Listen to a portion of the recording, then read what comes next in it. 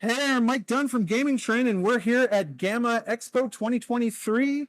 And I've got Tim from Gameboard. He's going to show us Gameboard. Gameboard, Yeah. absolutely. Great. So Gameboard is the first concurrent multiplayer device, and what that means is we can have multiple people sitting around here, so we can just spin up drawers for if you're going to join in from your phone, so you can track leaderboard status, any of that kind of thing, or just do a guest profile. I'll just start off with two guest drawers today. But what makes us really interesting about that is the concurrent multiplayer means that we can both be doing things at the same time. And a good way to think about this is doing something like a TTRPG. Mm-hmm. And in a TTRPG, obviously it's about what's above the board. And that's truly, actually in all tabletop, that's what we are really trying to focus on. Of course, there's a game. It's a great experience, but it's about this, right? And connecting with each other. The other side of that is how do we keep that tactile feel? So Gameboard allows us to use physical pieces. So what I'll do here is just actually pair this to that ID. And now, like a normal, you'd have to kind of drag this across and like that. With Gameboard, you'd have to pick it up and set it back down. So now you can actually see, line of sight where your mini is looking. As I pick that up, do a little discovery here. We've got a treasure room, dead bodies, whatever's going on there. Nice. But then the other side of this, if we had another token, another player, right, they could be using this. And that's because these shapes are different. Right. Okay. So you have the ability to pair them specifically to different tokens or different hero pieces, whatever it may be. Okay. So you're using the touch screen to recognize the shapes that are touching. Exactly. That's very interesting. Exactly. And this could be anything. I mean, we have these shapes here. It could be the blade of your hand, which I'll show you what that looks like as well. And it could, and these don't have to necessarily be conductive either. We could use a coffee cup, and that could be line of sight disruption, or maybe a spell that bounces off of it, or something like that. So you can actually use real terrain on top of your game board. Oh wow! Instead so of just not only could use your own minis, but you could use your own terrain. Exactly. That's exactly right. Fantastic. Yep. So this game that's loading up is Koi. And I personally love this game because it's beautiful. We always talk about this as cardboard come to life. Nice. So you can see kind of the shimmering water as things are happening on here as we load in. And then, as we said, this multiplayer device, so we can both say, yep, I want to join this game. So we kind of hit, oops, and I actually get that to go. Get that to come in when we start that game. This is a programming game. The idea here, since you can't reach over there, I'll kind of do this for you here. You're going to actually use the curvature of your hand in this. As we talked about different shapes, this one, if I use that, you can actually see those cards light up now, right? So when I release that, it goes away. So it's private information on a publicly shared space. Actually, could you do that again? And let's get that. Let's make sure we get that on camera then. That is super cool. So these are programming cards. You can see my fish is pointed this direction. Right. If I wanted to play one of these, right, I play that. Black is automatic. I don't want to use the blue because I don't want to turn left, so I'm going to say no to that. Okay. Black's automatic. I still don't want to turn right, so I'm going to say no to that as well. The idea is here you're able to do these programming cards, and it's just a beautiful game where you've got these 3D animated fish and dragonflies. Wow, that's fantastic. And I love that hand blade kind of action. It's very intuitive. Yeah, like that's kind of what you do when you got cards, right? Exactly. That's exactly what we're going for. You don't have to teach the player how to do it. That's fantastic. I love that because that's exactly when we're talking tabletop. We don't want to teach you a new way to play, right? And in fact, you can play this game on your mobile phone. You can have the cards here, and some people love to play that way. Others don't like it, particularly children. Right. Harder for kids to have devices. So we wanted to make sure that every game we have on Gameboard, you have a way to play it with only this surface. Right. Now, when you said on your mobile phone, are you meaning that you can pair your phone to the game? Absolutely. Yeah. Actually have like your own personalized. That's exactly right. That's fantastic. So that could be cards. You could actually, if you're playing a TTRPG, we've got a whole dice selector, macros. You can just send out whatever dice going onto the device, and they come out from where you're positioned on the board. So you sign into that drawer, they all come in from that direction. And if you're playing remotely, so you could have, say you're playing on Foundry, you have a Foundry server running, somebody could be joining in a different location. We could have 2 or 3 of the campaign members here.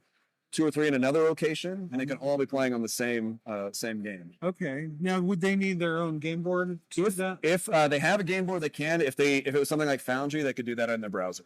Oh, okay. Yeah. Or possibly on their phone? On their phone too. Yeah. Fantastic. Yep. Fantastic. Yep. Wow. Awesome. Great. I wanted to show you. I'll just set this one up on AI. This is Creature Feature. This is a really fun game. This has got speakers and microphones. If I don't know if we can hear that. Can you give it a shot? Yeah, Amazing what these microphones can pick okay, up. there we go.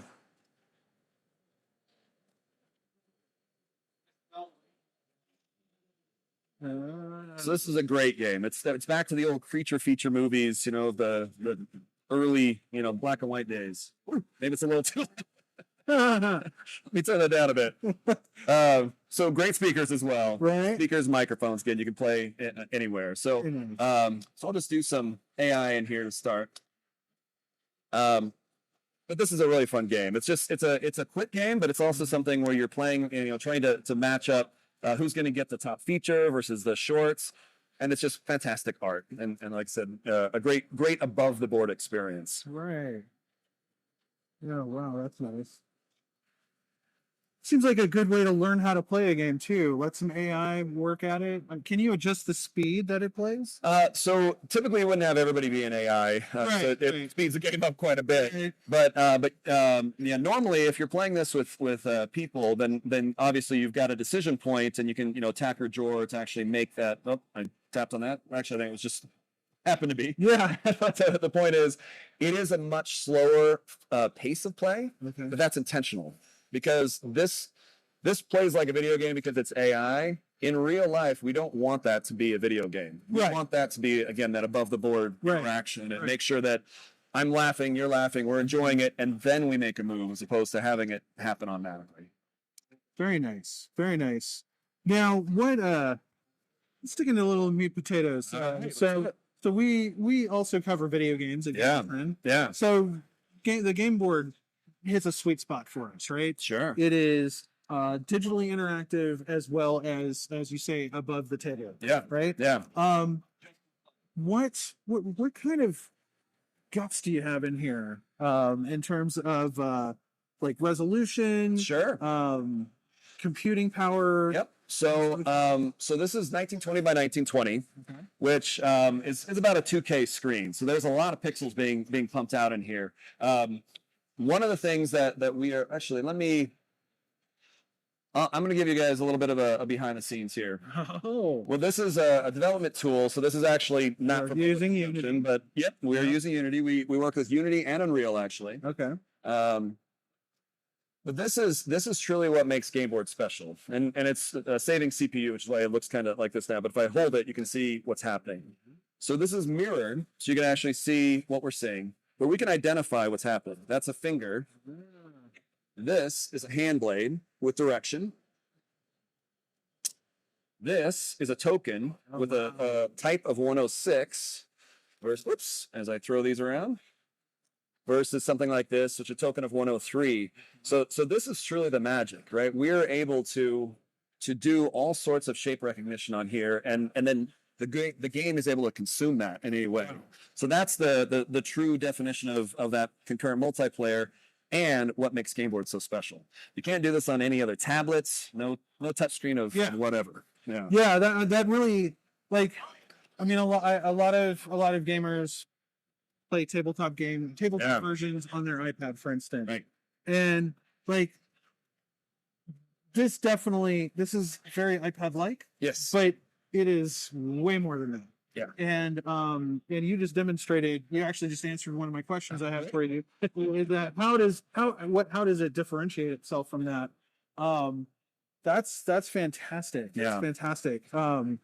Yeah, we actually, this is a necessary invention. When we first started Gameboard, we didn't want to build the hardware because we thought there's tons of tablets out there. Let's just use what's out there. And we actually built an Android tablet using existing technology.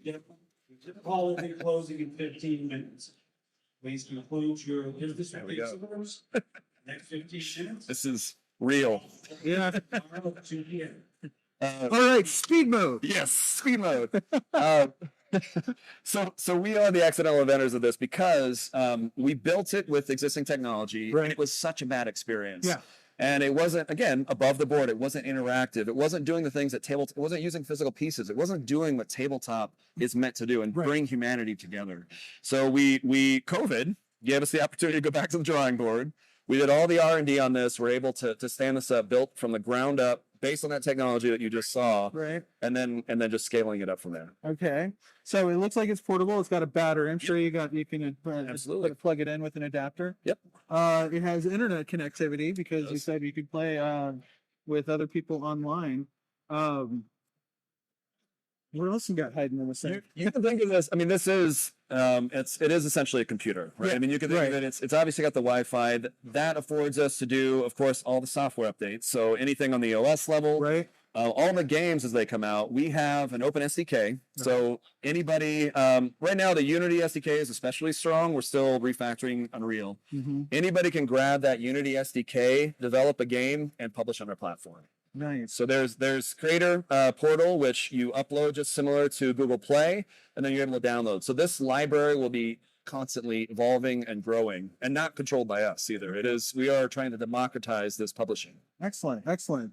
Now, like say a publisher has an iPad version Yeah. of their game. Yeah, Can they use that as like a starting point definitely. for developing for Gameboard? If we've noticed a lot of publishers we've talked to, if they've already got a game that uses touch in particular, Right. much simpler. Right. If it's more of a PC game, then you got to kind of get into the touch aspects as well. Right. Really, the biggest difference that when you're porting a game is when you're on a phone or you're on a PC, typically that is your display only. Right. So it's not a multi-person display. So then how do you handle, like we said, the hand blades? How do you do that personal information? Do you want to do it here? Do you want to do it on your phone? How do you want to actually handle that private information? So that's the one step.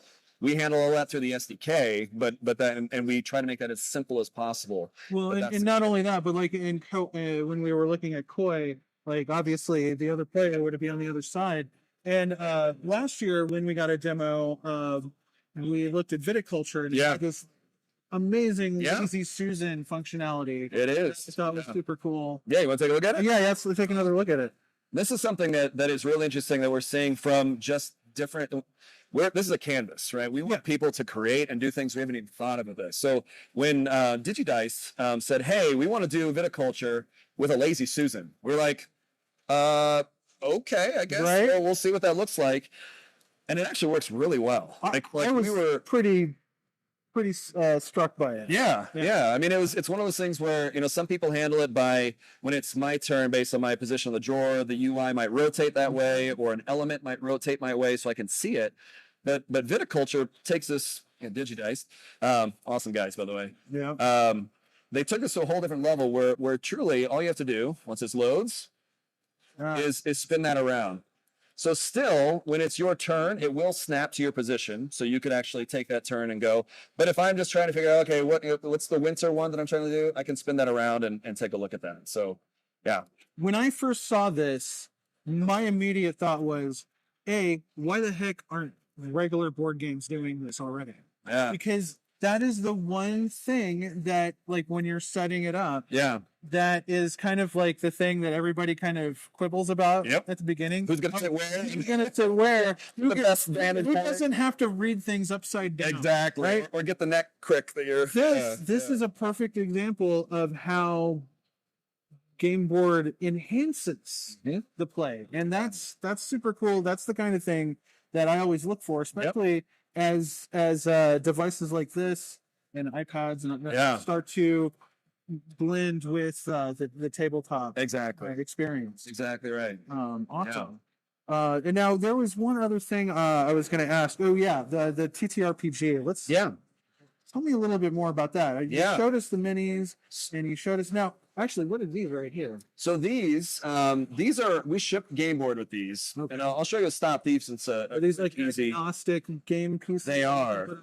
You can think of them like hero pieces or positional markers. Okay. Like if you were doing, let me turn the volume down a bit. It is a bit loud. So we ship with these, and you can use these pretty much however you want in a game. So for example, I will bring these two investigators over. We'll start the game. We'll do beginner, so it makes it a little bit easier as we play here. So this is a really fun piece, just like we paired on the last one, right? So I'll be red here. I'll make this blue since it's gray. But all you have to do to pair these is go over and touch it to the marker. Yep, there we go. So now you can see I pair, right? And now I can pick this up and move it, yeah. just like I would in real life as I'm coming along the path, whatever it may be. Or I could drag it as well. But the idea is, again, tactile nature, the slow nature of play that is why we play table tennis. That's fantastic. That's fantastic. And if I recall, you can actually tile these things, right? You can. Yeah, that's for TTRPGs in particular, that was a big ask. Is the very first thing people say is, "This is awesome. Does it come bigger?" Yeah, yeah. And answer would be yes, with a lot more expense. So our approach to that is to say, as a 1-to-1 aspect ratio, we're able to tile these together in any arrangement that the game supports. 2x2 is quite common, but we could certainly do, a much longer table if you wanted to play, like a really big version of Game of Thrones style or something, or Warhammer or something. Yeah. Yeah. And I mean, I imagine this isn't cheap, but we've got people out there buying like tons of Dwarven Forge, for instance. That's true. It is very true. Full disclosure, I'm one of those people. No.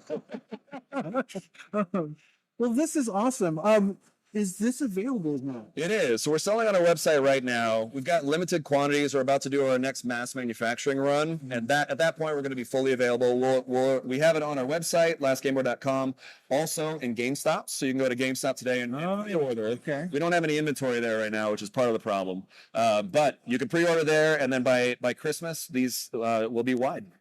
I feel like, are you reaching out to like retailers at all? Yes. I would imagine. Not only would this be a great product for them to have, it'd be a great product to demo games on. One of our key learnings from beta, I won't say her name because I don't have permission, but she is a friendly local GameStop owner, and she has one of these in her store today. And what she told me about it was really interesting, because we thought, it'd be great to actually have people come in and play on and et cetera. But she uses it for that, but also to explain mechanics. Yes. So if she is, there's a particular, like a programming game, right? Might not be koi, but if she says, okay, this is the mechanic and this is how it's going to go, like, why am I blanking on the robot one that's programming the game? Oh, Robo-Rally. Yes, Robo-Rally. Yes. Thank you. So Robo-Rally, programming game. Yeah. What does that mean? We can pull up in koi and do it that way. So as the library grows, obviously we'll have that even more. But they use it as a teaching tool and an exploration tool, not even in addition to being a play tool. Awesome. And yeah, that actually just occurred to me when you said that. We just spoke with Yoni from Dized. Nice. And yeah, he's good. It seems like this is something that would work hand in hand with what they're doing. Yep. In terms of tutorials and even the like the music bits and the stuff that they could do with that. Exactly. Totally agree. Yep. All right. Well, okay. So how much does this thing cost? So right now they are $7.99. You're right. They're a bit on the pricier side. But these, again, we've been doing these in limited quantities. You get a lot of value for that. You do. You do. I mean, it's really, again, once you see what it actually can do. But we will be dropping the price in this. As we go, get into more scale, economies of scale, we'll be able to drop the price. And we want these out. We want people playing. Do you buy the games a la carte? Is there a subscription service? Either or. We have people who said, I only want to buy this for Foundry, and great. If that's what they want to do, that's all they're going to play, great. What we find is if you want to do $15 a month for subscription, you can play Foundry, you can play any of these other games, but it's always, they come in to play one game, and they're like, oh, what's the feature? Oh, that's cool. What's Cat Lady? And then it's just demos. Lots of demos. Awesome. And especially going to the family side as well. Like Cat Lady is my daughter's absolute favorite game. We play it all the time.